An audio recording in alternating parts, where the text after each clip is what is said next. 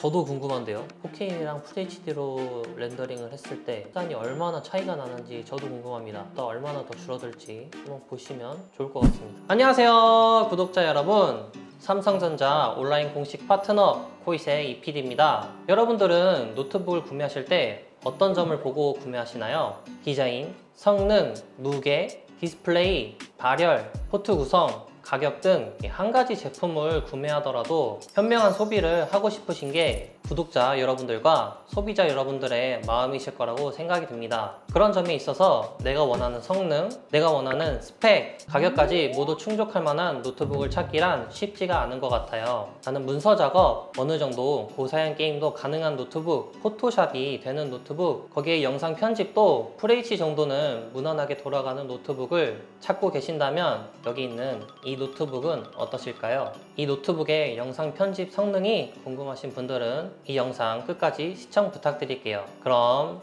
가보시죠! 본격적으로 편집 성능을 보여드리기 전에 갤럭시 북5 프로의 스펙에 대해서 얘기를 안 해볼 수 없을 것 같습니다. 갤럭시 북5 프로의 경우에는 CPU가 인텔 울트라 7 CPU가 탑재되어 있고요. 램은 DDR5 32기가가 탑재가 되어 있습니다. GPU는 인텔 아크 그래픽이 탑재가 되어 있고, 디스플레이 해상도는 3K 해상도 다이나믹 아몰레드 2X가 탑재가 되어 있고요. 이 모니터가 색 재현율 컬러 볼륨 120%까지 되는 제품이라서 디스플레이는 두말 없이 좋은 제품인 것 같습니다. 저장 공간은 NVMe 512GB가 기본 탑재되어 있고, 옵션 선택에 따라서 최대 4TB까지 추가 가능한데요. 이렇게 스펙만 놓고 보았을 때 제가 소신 발언을 좀 하자면 이 그래픽카드 성능이 조금 아쉽습니다. 인텔 아크 그래픽카드가 GTX 1060 그래픽카드 성능과 비슷하다고 알려져 있는데요. 내장 그래픽카드만 있다 보니까 프리미어 프로에서 4K 영상 편집을 할 때 권장되는 사양은 RTX 4060, AMD RX 7800 그래픽카드는 8GB 이상만 되어도 4K 영상 편집까지 하기에는 큰 무리가 없을 정도일 것 같네요. 내년에 출시하는 갤럭시 북6 프로 노트북에는 편집자분들이나 전문가분들을 위해서 삼성전자에서 그래픽카드에도 조금 더 신경 써주시면 좋을 것 같습니다. 아무래도 그래픽카드 성능이 올라가면 하드웨어 가속 성능이 더욱 향상되기 때문에 이 렌더링 속도가 더 빨라질 수도 있다는 장점이 있지만 가격이 올라갈 수밖에 없는 단점도 있겠어요. 그래도 내가 5년, 10년 쓸 노트북이라고 생각한다면 그래픽카드 성능은 조금 더 좋아졌으면 하는 저의 작은 바람이 있습니다. 그리고 영상 작업을 하시는 분들께는 포트 구성도 중요한 부분이 될 것 같아요. HDMI 포트 1개, 썬더볼트 4 포트 2개, 오디오 입출력 단자 1개, USB A 타입 3.2 포트 1개, 마이크로 SD 카드 슬롯 1개가 탑재되어 있습니다. 편집 작업을 할 때 HDMI 포트 1개로 외장 모니터를 연결하시면 조금 더 수월한 편집이 가능할 것 같아요. 포트 구성에서도 개인적으로 한 가지 아쉬운 부분이 있었습니다. 마이크로 SD 카드 슬롯이 좀 아쉬운 부분이었는데요. 물론 허브를 쓰시는 분들은 크게 상관이 없겠지만 촬영 현장에서는 실제로 SD카드를 더 많이 사용하고 있다 보니까 전문가용 노트북을 나중에 따로 출시할 계획이 있으시면 마이크로 SD카드 슬롯 대신 SD카드 슬롯을 넣어주시면 더 좋을 것 같습니다. 바로 프리미어 프로 프로젝트 파일로 들어왔습니다. 지금 프로젝트에 올려놓은 것들은 촬영본 원본 파일들을 컷 편집한 것과 거기에 자막과 그래픽 효과, 외부에서 다운받은 영상 소스들, 인서트 촬영본을 겹쳐서 올려놓았습니다. 타임라인 패널을 확대해서 보여드리면 지금 이런 식으로 작업이 되어 있는데요. 1, 2번 트랙이 원본 촬영본, 3번과 4번이 조정 레이어와 인서트 컷이 들어가 있고, 5번 트랙은 자막, 6번, 7번,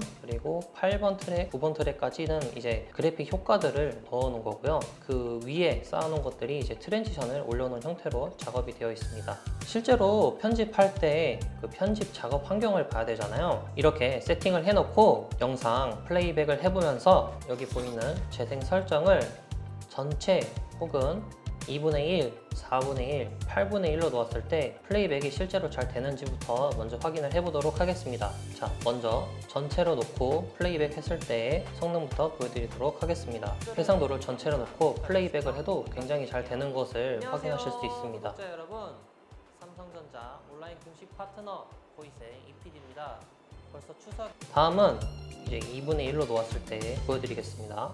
10년째 아이폰만 쓰고 있던 저도 솔직히 이 정도면 갤럭시 생각 처음 해봤습니다. 왜 다들 핸드폰 바꿀 때 갤럭시를 얘기하는지 여러분들이 보실 때 어떤가요? 재생 해상도를 2분의 1로 놓고 프리뷰를 해봤을 때도 굉장히 무난하게 잘 돌아가시는 것을 보실 수 있습니다. 네, 다음은 4분의 1입니다.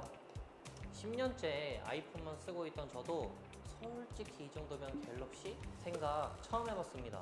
왜 다들 지금 영상 편집자분들이 실제로 보실 때 전체로 놓고 잘 되면은 애초에 2분의 1도, 4분의 1도, 8분의 1도 재생이 잘 된다는 걸 아실 수 있기 때문에 무거운 영상 편집 작업을 한다 하시면은 재생 해상도를 좀 활용하셔서 편집하시는 거를 아실 수 있을 것 같아요. 필드에서 일하시는 분들이 좀 답답하게 느껴질 만한 포인트긴 하지만 모르는 분들을 위해서 이렇게 한번 8분의 1까지 보여드리도록 하겠습니다.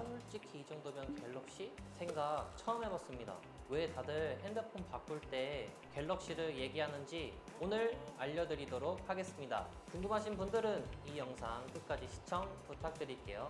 안녕하세요 구독자 여러분. 네, 이렇게 8분의 1까지 성능을 보여드렸고요. 실제로 여러분들이 보시기에는 어떤가요? 굉장히 무난하게 잘 재생되는 것을 볼 수 있죠. 플레이백은 문제없이 잘 된다는 것을 확인해 볼 수 있었습니다. 다음으로 테스트해 볼 부분은 실제로 영상 편집 작업 환경을 봐야겠죠. 이렇게 타임라인을 확대했을 때 여러 레이어가 쌓여 있는 곳을 좀 집중적으로 보도록 하겠습니다. 타임라인이 굉장히 넓죠. 영상의 길이가 지금 19분 42초 정도 나옵니다. 대략 한 20분가량 분량이 나오는 타임라인인데 레이어가 많이 쌓인 곳을 한번 잠깐 보도록 하겠습니다. 지금 레이어가 굉장히 많이 쌓인 곳은 이쪽 구간이 될 것 같네요. 이쪽 구간에서 레이어를 지우고 새로 올려보면서 작업이 굉장히 잘 되는지 그런 부분을 테스트 해보도록 하겠습니다. 우선은 타임라인을 확대해서 여기 있는 레이어를 하나씩 쌓아보면서 재생이 편집 환경이 괜찮은지 확인을 해보겠습니다. 먼저 화살표부터 하나 이렇게 올렸을 때 재생해볼게요. 더 증가했다는 사실에서 올해는 유독 삼성의 갤럭시. 다음은 레이어를 하나 더 쌓아서 재생해보도록 하겠습니다. 사용률이 6%더 증가했다는 사실에서 네, 화살표가 2개 들어간 것을 보실 수 있죠. 다음은 이제 위에 올라가는 자막을 하나씩 올려보겠습니다. 더 증가했다는 사실에서 올해는 유독 삼성의 갤럭시.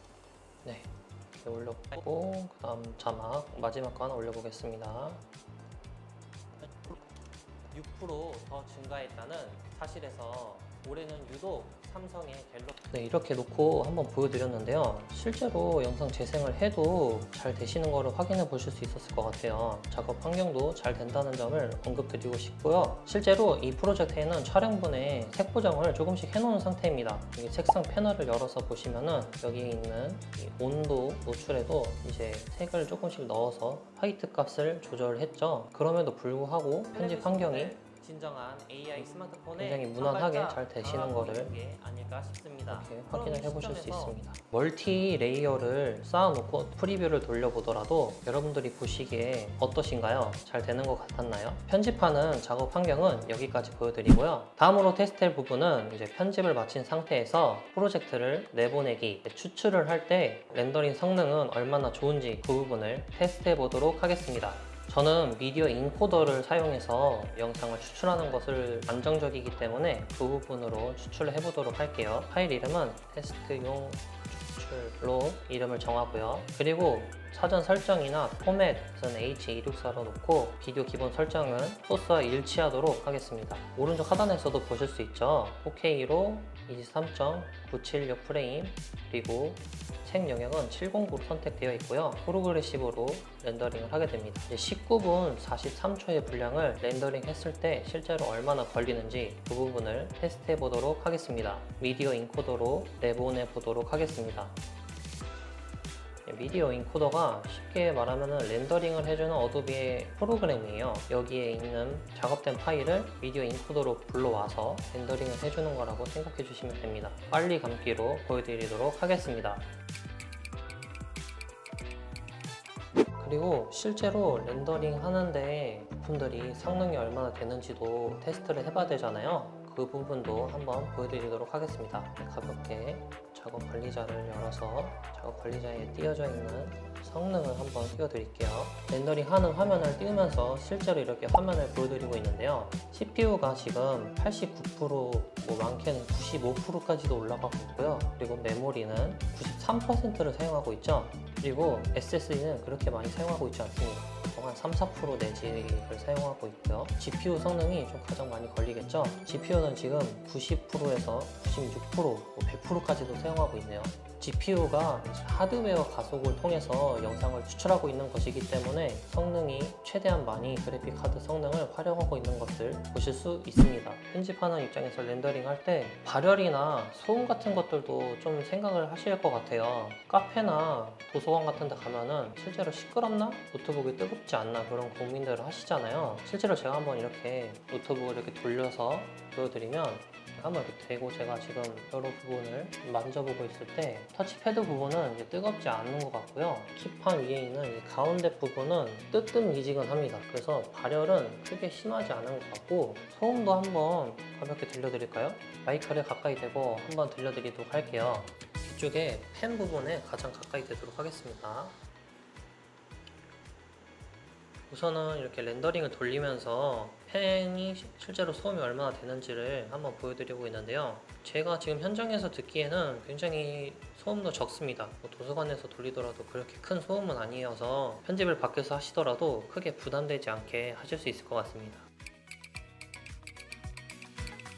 네, 이렇게 영상 렌더링이 완료가 되었습니다. 실질적으로 영상 렌더링 걸린 시간은 17분 39초로 마지막에 확인을 할 수 있었어요. 제가 i9 CPU에 32GB 램 RTX 4060이 탑재된 데스크탑으로 실제로 렌더링을 해봤을 때와 비교해보면 8분 22초가 걸리더라고요. 그렇게 봤을 때 렌더링 시간이 약 2배 이상 차이가 나는 것을 확인해 보실 수 있습니다. 물론 데스크탑 성능이 더 뛰어날 수밖에 없지만 풀 HD 정도의 해상도로 영상 편집을 하시거나 추출을 한다면 더 시간이 줄어들 수 있을 것 같아요. 제가 풀 HD로도 한번 추출해서 실제로 시간이 얼마나 더 줄어드는지 확인을 해보도록 하겠습니다. 이번에는 UHD가 아니라 풀 HD죠. 그래서 프레임 크기는 이번에 풀 HD로 설정해서 다시 한번 추출해 보도록 하겠습니다. 마찬가지로 미디어 인코더로 내보내기로 다시 추출해 볼 거고요. 저도 궁금한데요. 4K랑 FHD로 렌더링을 했을 때, 영상 추출했을 때 시간이 얼마나 차이가 나는지 저도 궁금합니다. 4K로 렌더링 했을 때는 이제 17분 39초 정도 걸렸지만 이제 FHD로 했을 때는 과연 그보다 얼마나 더 줄어들지 한번 보시면 좋을 것 같습니다.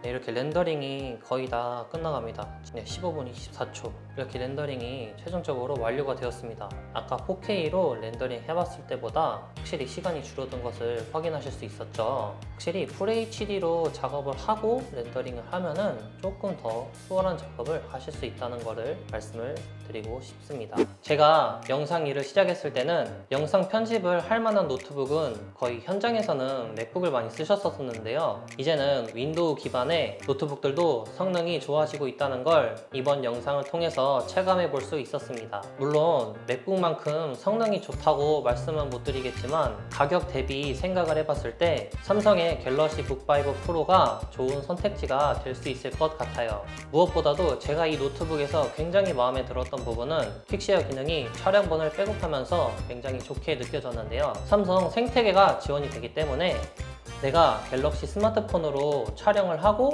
촬영본을 퀵쉐어로 선 연결 없이 바로 보낼 수 있어서 그게 가장 큰 장점이 아닐까 싶었습니다. 애플의 에어드랍 기능만큼 아직은 퀵쉐어가 그렇게 유명하거나 보편화되어 있지는 않지만 굉장히 유용한 기능이기 때문에 이런 부분을 참고해 두시면 촬영본 백업하실 때도 좋다는 점 참고해 보세요. 끝으로 코이TV 구독, 좋아요, 댓글, 알림 설정도 부탁드리고 아래에 댓글에 궁금한 점 남겨주시면 친절하게 답변해 드리도록 하겠습니다. 지금까지 삼성전자 온라인 공식 파트너 코이의 이PD였습니다. 그럼 다음 영상에서 만나요.